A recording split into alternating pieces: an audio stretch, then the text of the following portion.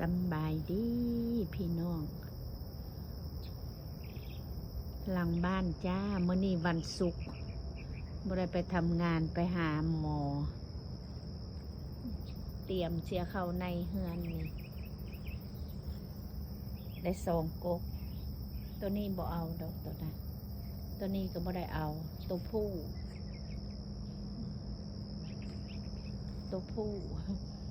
มื้อนี้บ่ได้เอาดอกจ้าหากเอาไว้ซื่อๆบ่ได้เข้าในเฮือนดอก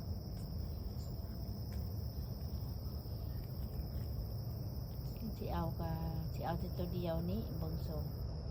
หรือว่าตัวน้อยนี้บ่ฮู้กำลังสิหนาวจ้ามึงเบียร์หยังเกิดเบียร์หยังจักเนี่ยผักกาดบ่อีหยังมันต้นอันนี้ผักตำลึงเอาออกละนี่ตัดออกละมันขึ้นกกสูงจ้าไผ่ตูนี่หอมปีก็พอได้เก็บอยู่เบิ่งมักมี่อันนี้5 นาทีมันต้น5 นาทีเบิ่งอ้อยนี่เอาไปกินละ2-3 ลำละเหลือ5 6 7 8 9 10 11 12 13 ลำเอาไปกินละ3ขี้มินเบิ่งหลังบ้านปูให้แมวจ้าบ่ให้เขาเหยียบขี้ดินบนนอนเขาบ่มีไผอยู่ดอกอันนี้ก็บนนอนเขาอันนั้นอาหารบ่มีไผอยู่เขาออกไปใส่หมดบุพวกตัวหนึ่งไปนอนอยู่พุ่นตัวหนึ่งยังเลาะอยู่6จ้า6มีแต่บอนแมว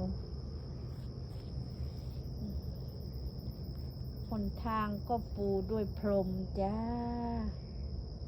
สวนปูด้วยพรม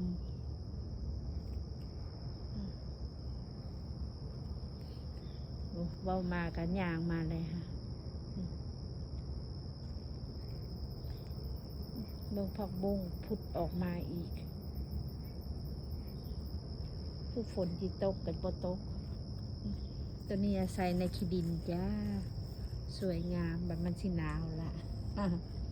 มาทัน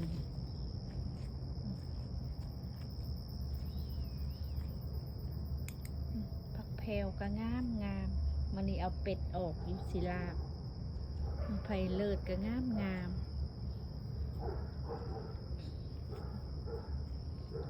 อันนี้ก็เสียเข้า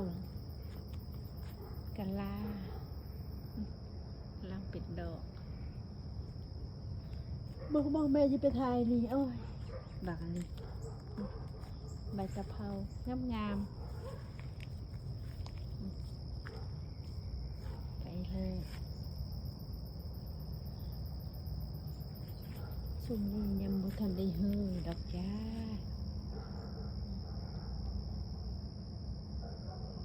ค่ะป้าตก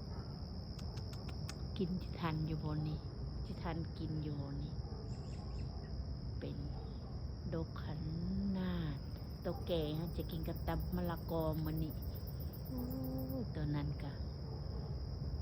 เป็นใหญ่ใบวุดขึ้นรถได้ใหญ่ฮะอันนี้เตรียมพร้อมแล้วจ้าเตรียมพร้อมแล้วเตรียมพร้อมที่เข้าในบ้านละเบิ่งผักบุ้งเป็นยอดแล้วอันนี้สิมางบอนนี่อยู่จ้าเมื่อนี้สิมางและสิปลูกผักหอมปลอมอยู่นานนะบ่ใส่กระเทียมดอกถ้าใส่ก็ใส่น้อยนึงพอได้กินใบมันผักบัวค่อย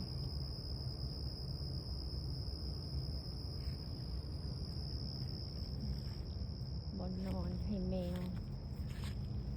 บ่เห็นไผปานอน อันนี้ก็สิเก็บมื้อนี้ล่ะจ้าสิเก็บแล้วก็สิทางทิ่มมื้อนี้ล่ะนี่มันเป็นอยู่หักแต่มันก็หมดแล้ว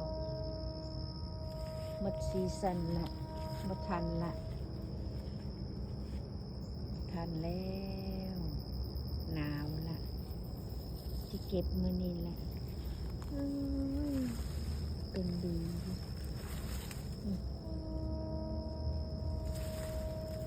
เป็นดกดีอยู่เด้มันหน้าเดียว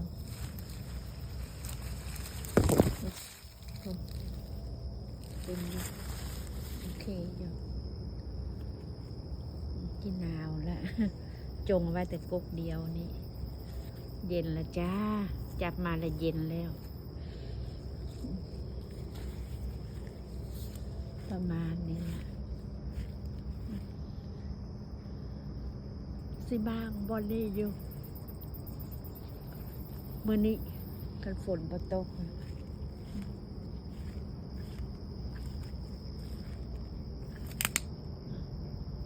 จะเฮ็ดบอนนอนใหม่ให้เพิ่นอยู่จะเอานั่นออกที่เอาโตนวมนี่ซะโอ้ขึ้นฮอดคันใดอันนี้ก็บอนให้แมวนอนจ้าอ่อนนุ่มได้พวกยี่ห้อกะมาคักๆพวกให้แมวขิงกะโอเคอยู่ไปเบิ่งทางพุ่นเลยจ้าบ่มอัน6เด้อหมอให้ขุดทางกะละมังแตกมีแต่บอนนอนแมวทักษะแยงขุดทางกะละมังแตกอันนี้ก็ยังเรือฟุ่มเดียวนี่แล้วสิเอาอยู่หักจักมือใดให้มันหนาวจัดๆก่อนให้มันแก่จัดก่อนมันจังหอมอันนี้ผักบัวพริกจินดากกเดียวเบิ่งมักบวบจ้าจะน้อยจะเอาคันใดขึ้นไปเอาแปบเบิ่งมักบวบอันนี้กำลังเป็นนี่มะเขือกะเป็นไว้ยามหนาวยามหนาวนะตัวนี้ว่าเชียให้ขึ้นนี่บ่ทันละจ้ากำลังสิเท้าขึ้นมันซีนหนาวเย็นละจะหน่อยชิทางที่มืดแล้วนี่ขี้เล็กขี้เล็กนี่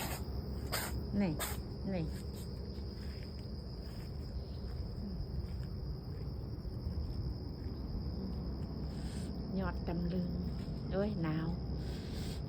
จ้าหนาวเย็นลมหนาว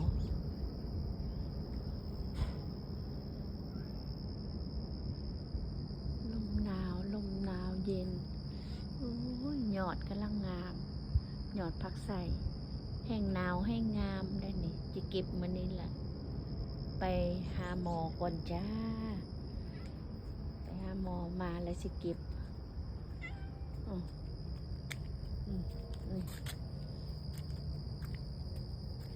มาคือเบิ่งมักเพชรกบเดียวนี่สิสะสางมื้อนี้แหละเดี๋ยวกลับจากกันโฮมหมอก่อน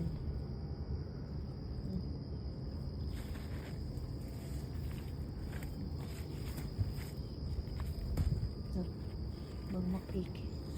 กบเดียวนี่ปลาปุ่นนะพี่น้อง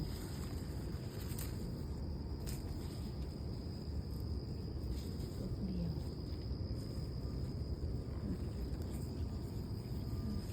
ยังเป็นอยู่เหลือเฟือนี่ก็มันต้นมะเขือกับสุกแล้วจ้าจะเก็บมันนี่แหละโอ้มันนี่เวียกหลายแท้มันนี่บ่งมักบวบเขาใหญ่แล้ว สอนอ่อนซ่อน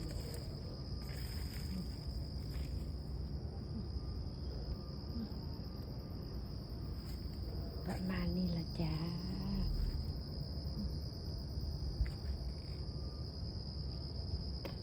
กำลังเป็น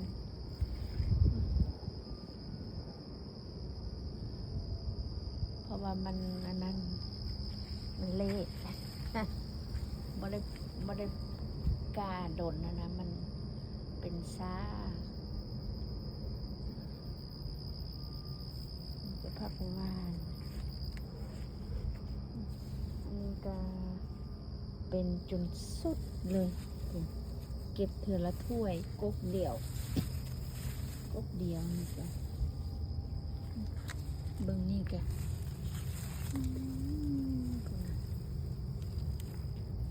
ประมาณนี้นะจ้า